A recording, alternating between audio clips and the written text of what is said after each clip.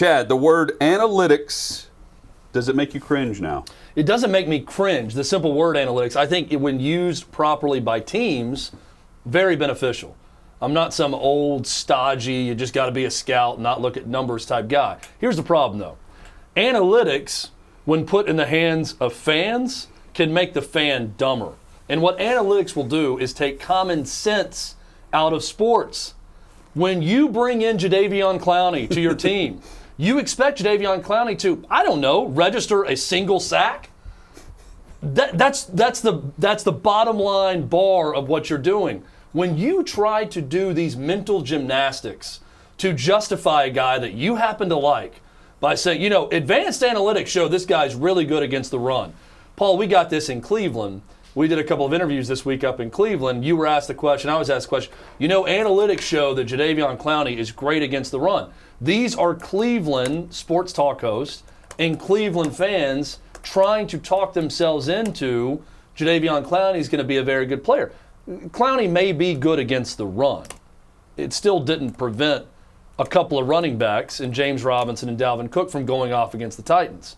But when you bring in someone to rush the passer, let's break it down to something that's very simple for fans to understand. Sacks, pressures, forcing a turnover. These are things that matter. I don't care what advanced analytics say about a player if that player doesn't register a single sack. Let me give you one example of a stat. Maybe this could be used as advanced analytics that I like, okay? This is from Eric Galko, talking about Josh Palmer of Tennessee as a draft prospect.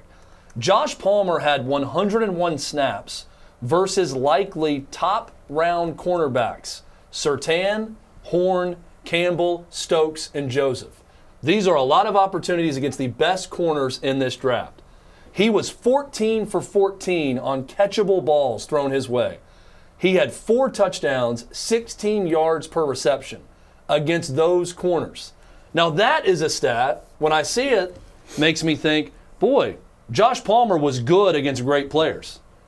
Those are the types of things that I want to know. I don't want to hear any defense of Jadeveon Clowney as a great player because advanced analytics show that he's good against the run when the guy has 0 sacks. The problem with this, Paul, and see if you agree, teams are playing into this. They hype up their own guys when asked about Clowney's impact. Oh, you guys are focused on the sack numbers. You shouldn't. Don't just focus on a number on a stat sheet. You don't know what's going on, how he's impacting other players. He was sold as this disruptor. And let's look at the other players around him when he actually played the game. Is there anything we can point to that said Harold Landry's play was impacted? Jeffrey Simmons didn't have anything special week to week whenever Jadeveon Clowney was on the field.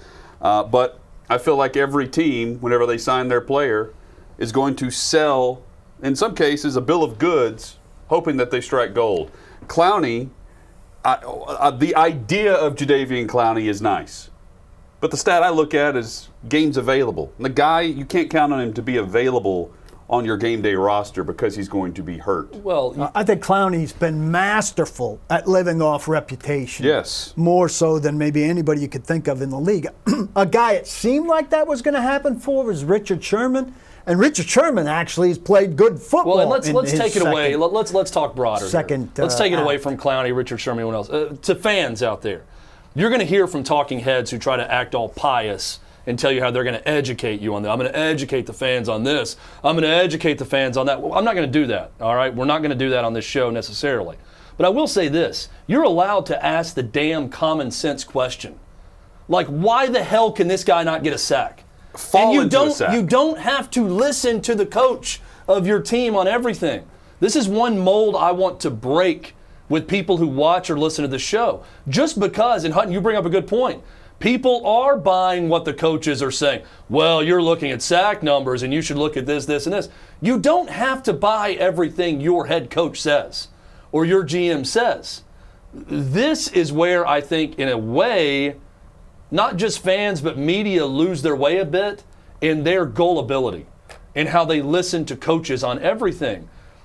They're not the smartest people around. It's just not true. There's a lot of people watching this show right now that may be smarter than some coaches out there. They may have a higher IQ. Don't allow the stupidity that comes from coaches to prevent you from asking a question like this. I don't know. Why is Jim Schwartz not the defensive coordinator for the Titans? Hang on. How can Jadeveon Clowney not get a single sack?